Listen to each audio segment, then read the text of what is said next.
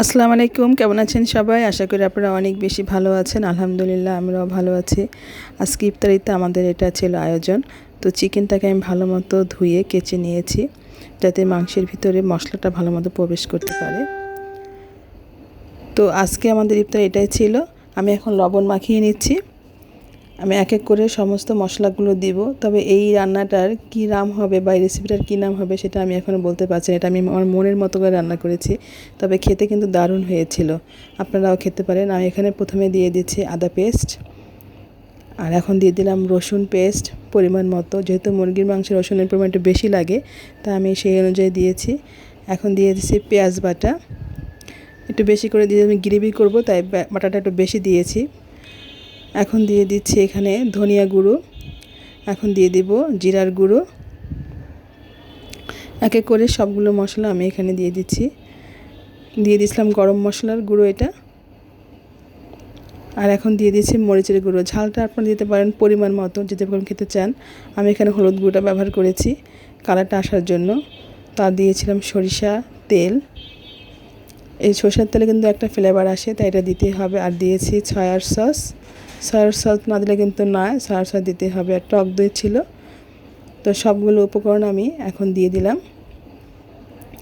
আমি সবগুলো উপকরণ দিয়ে এখন ভালো মতো মাখিয়ে নিব, এবং মাখানোর পরে আমি কিছুক্ষণ রেখে দিব, 2-3 ঘন্টার মতো ম্যারিনেট করে রেখে দেব।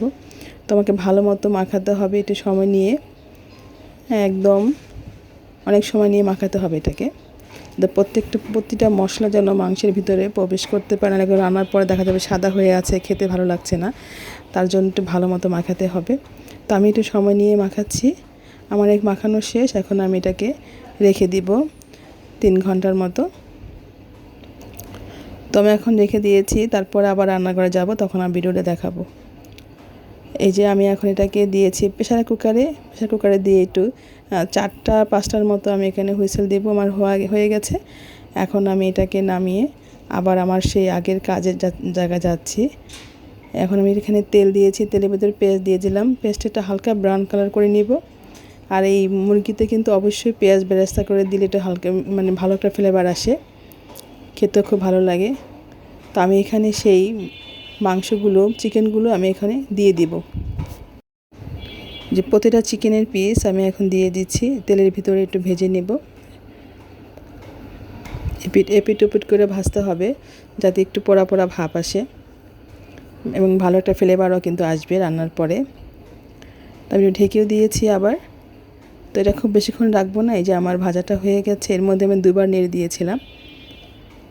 এখন আমি সেই যে বাটা মশলাগুলো ছিল মাখানোর পরে মাংসগুলো, সেই মশলাগুলো দিয়ে আমি একটু ভালো মতো এখানে কষিয়ে নেব চুলায় কিছুক্ষণ সময় নিয়ে, আর একদম ফুটে ওঠা পর্যন্ত, এবং গ্রেভি হবে যখন, তখন আমি নামিয়ে ফেলবো।